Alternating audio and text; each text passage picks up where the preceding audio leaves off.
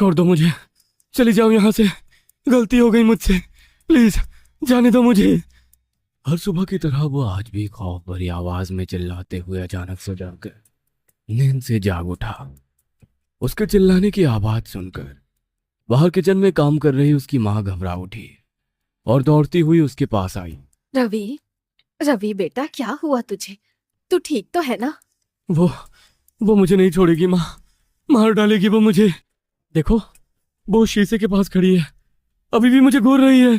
चली जाओ यहाँ से। उसके जाने का दुख मुझे भी है बेटा, लेकिन तू शांत हो जा, कोई नहीं है वहां। डॉक्टर ने कहा था कि समय पर अपनी दवाई लेना, लेकिन तू किसी की एक नहीं सुनता है। जब से वो इस दुनिया से गई है तब से ना जाने तुझे क्या हो गया है। रवि की माँ उसे ये सब कह ही रही थी कि तभी वहां उसकी मंगेतर निधि उससे मिलने आ गई। अरे क्या हुआ तुम्हें? इतने घबराए हुए क्यों? तुमने फिर से वही बुरा सपना देखा क्या? वो सपना नहीं, हकीकत है। तुम लोग मेरी बात समझते क्यों नहीं, यकीन क्यों नहीं करते मेरी बात का। इतना कहकर वो अपना सर पीटते हुए तेज तेज चिल्लाता हुआ अपने ही बालों को नोचने लगा। अरे ये क्या कर रहे हो तुम? शांत हो जाओ रवि, तुम खुद को चोट मत पहुंचाओ। तुमसे किसी ने कहा है कि हमें तुम्हारी बात पर भरोसा नहीं। हम जानते हैं कि तुम सच बोल रहे हो। तुम चाहते हो ना कि तुम जल्दी से ठीक हो जाओ, तो लो ये दवाई खा लो। अपनी बातों में बहला फुसलाकर निधि ने उसे उसकी दवाइयां खिला दी और उससे कहा, तुम्हें याद है ना, शाम को मेरी बर्थडे पार्टी है। मैं तुम्हारा इंतजार करूंगी, टाइम से पहुंच जाना प्लीज। तुम्हें पता है ना कि इस समय मेरी हालत ठीक नहीं है, प्लीज तुम अपनी बर्थडे पार्टी मेरे बिना ही एंजॉय कर लेना। क्या? अगर तुम ही मेरी बर्थडे पार्टी में नहीं आओगे तो मैं अपना बर्थडे सेलिब्रेट नहीं करूंगी। जाने दो, मुझे कोई पार्टी नहीं करनी है। मैं सबको इन्फॉर्म कर दूंगी कि पार्टी कैंसिल हो गई है। निधि को उदास देखकर रवि का मन भी उदास हो गया और उसने निधि की बर्थडे पार्टी में जाने के लिए हामी भर दी। उसकी बात सुनकर बर्थडे पार्टी में प्रिपरेशंस के लिए निधि भी वहां से चली गई और शाम को तैयार होकर रवि अपनी कार से ड्राइव करता हुआ निधि के घर की तरफ निकल गया। शुक्र है एंड टाइम पर मुझे निधि का गिफ्ट याद आ गया, पर पता नहीं उसे ये नेकलेस पसंद आएगा भी या नहीं। क्यों पसंद नहीं आएगा? तुमने जो इसे खरीदा है। ये ये आवाज तो। इतना कहकर रवि ने जैसे ही गाड़ी के मिरर में देखा तो उसके होश उड़ गए। तुम तो मर चुकी हो ना, तुम मेरी गाड़ी में कैसे आ गई? प्लीज चली जाओ यहाँ से, मैं तुम्हारे हाथ जोड़ता हूँ। नो नो, तुम्हें यहाँ से लिए बिना तो मैं कहीं भी नहीं जाऊंगी। जाऊंगी तो बस तुम्हें अपने साथ लेकर।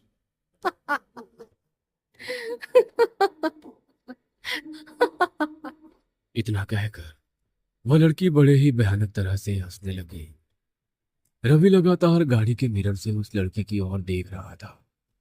डर के मारे रवि का पूरा शरीर अब बुरी तरह कांपने लगा था। तभी धीरे धीरे उस लड़की का चेहरा बिल्कुल सफेद पड़ गया और उसकी आंखें किसी राक्षस की तरह भयानक लाल रंग की हो गई।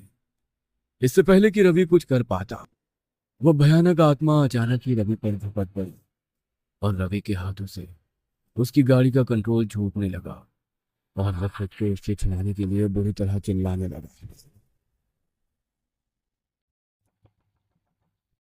तभी उसकी गाड़ी की खिड़की पर जोर से एक आवाज हुई, जैसे किसी ने बहुत जोर से उसकी गाड़ी की खिड़की को खटखटाया हो। उस आवाज को सुनकर अचानक रवि होश में आया। उसने गाड़ी के अंदर देखा तो वहां कोई लड़की नहीं थी, लेकिन एक लड़का अभी भी उसकी खिड़की पर लगातार नॉक कर रहा था। इसलिए रवि ने अपनी गाड़ी का शीशा नीचे किया। आप ठीक तो है ना भैया? मैं यहाँ से गुजर रहा था तो आप पर मेरी नजर पड़ी। इतनी रात को शमशान के बाहर इस तरह रुकना ठीक नहीं है। आप यहाँ से चले जाइए। क्या कहा? शमशान घाट? लेकिन ये शमशान घाट तो मैंने बहुत देर पहले ही क्रॉस कर लिया था, तो फिर मैं यहाँ वापस कैसे आ गया? डर के मारे रवि का बुरा हाल हो चुका था कि तभी रवि के फोन पर एक रिंग हुई। ओह नो, निधि का कॉल। वो मेरा ही वेट कर रही होगी। हेलो। कहाँ हो तुम? और मैं कब से तुम्हें कॉल कर रही हूँ, तुम मेरी कॉल क्यों नहीं रिसीव कर रहे हो? तुम्हारे घर पर फोन किया तो आंटी ने कहा कि तुम 1.5 घंटे पहले ही घर से निकल गए थे। तुम्हारे घर से मेरे घर का रास्ता मुश्किल से आधे घंटे का है। आखिर तुम हो कहाँ? निधि की बात सुनकर रवि को उसकी बात पर यकीन ही नहीं हुआ कि उसे घर से निकले इतना वक्त हो चुका है।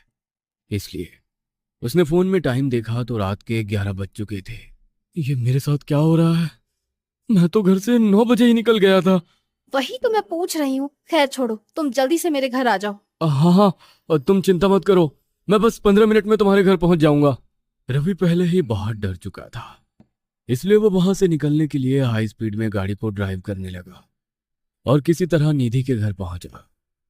तुम इस तरह से हाफ क्यों रहे हो? हे भगवान, तुम तो बुरी तरह पसीने से भीग रहे हो। तुम ठीक तो हो ना? कुछ हुआ तो नहीं है ना? अरे नहीं नहीं, मैं ठीक हूँ। चलो तुम्हारा केक काटते हैं। वैसे भी तुम्हारे सभी फ्रेंड्स मेरा वेट करके बोर हो गए होंगे। रवि और निधि बर्थडे सेलिब्रेट करने हॉल में गए और वहां निधि ने अपने बर्थडे का केक काट लिया और रवि ने निधि के गले में उस नेकलेस को पहना दिया कि तभी अचानक निधि को कुछ अजीब सा महसूस हुआ और उसने ध्यान से रवि के चेहरे की तरफ देखा तो उसका चेहरा निधि को एक भयानक लाश की तरह दिखने लगा। वह रवि को देखकर बेहद बुरी तरह से डर गई और किसी से बिना कुछ कहे उस नेकलेस को अपने गले से फेंककर अचानक वहां से भाग गई। हे, ये निधि को क्या हुआ? लगता है निधि को रवि का गिफ्ट पसंद नहीं आया। कम ऑन यार मानव, हर जगह ये मजाक अच्छा नहीं लगता। जरूर निधि को कुछ हुआ है। तुम चिंता मत करो, मैं देख कर आता हूँ। रवि निधि से बात करने उसके रूम की तरफ गया, लेकिन निधि ने रूम को अंदर से लॉक कर लिया था।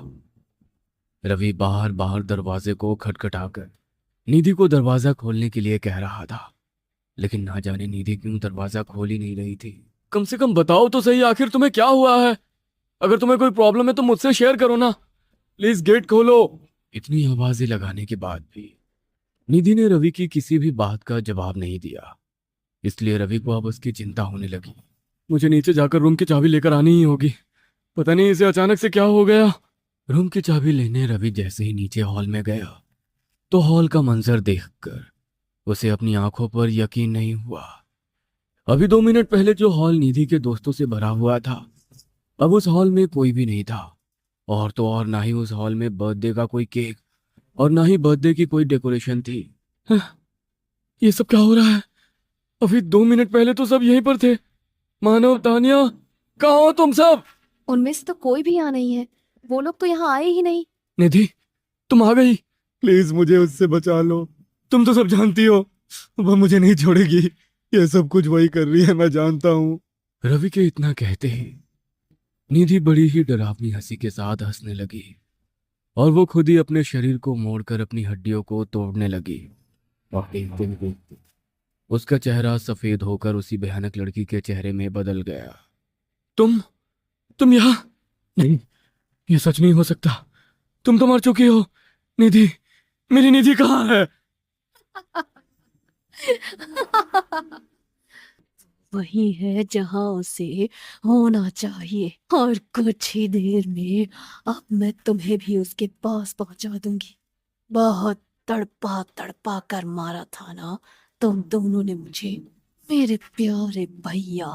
लावण्या, लावण्या प्लीज मुझे माफ कर दो, मुझसे गलती हो गई।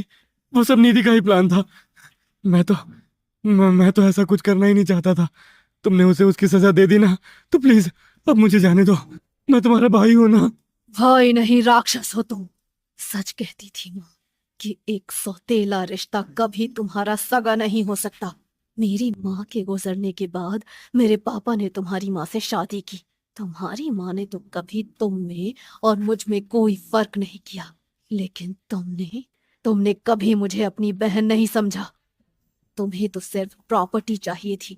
पापा ने आधी प्रॉपर्टी तो पहले ही तुम्हारे नाम कर दी थी, लेकिन लेकिन तुम्हें तो मेरे हक का भी सब कुछ चाहिए था। तुम मार दिया मुझे, मेरी गाड़ी के ब्रेक फेल करा दिए। तुम्हारी वजह से मेरा एक्सीडेंट हो गया, लेकिन मैं जिंदा थी। मैंने अपना भाई समझकर फिर भी तुम्हारे पास कॉल करके तुम्हें वहां बुलाया, तो तुमने और तुम्हारी निधि ने मुझ जिंदा को गाड़ी समेत पहाड़ी से नीचे फेंक दिया और इस मर्डर को एक एक्सीडेंट का नाम दे दिया। भले ही कानून के पास तुम्हारे गुनाहों का कोई सबूत नहीं था, लेकिन मैं तो तुम्हारे हर गुनाह को जानती हूँ। अपने हर एक गुनहगार को तो मैंने मुक्त कर दिया। अब बारी तुम्हारी है। इतना कहते ही लावण्या की आत्मा रवि पर झपट पड़ी और उसने रवि के शरीर के मांस को नोच नोच कर उसके शरीर के चीथड़े उड़ा दिए। रवि की चीखों की गूंज पूरे घर में गूंज रही थी।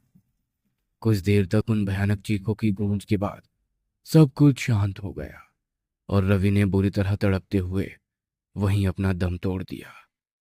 जो इंसाफ ये दुनिया लावण्या के लिए ना कर सकी, वह इंसाफ आज उसने खुद अपने लिए कर लिया और अपने गुनहगारों को सजा देकर आज वो भी हमेशा हमेशा के लिए इस दुनिया से मुक्त हो गई।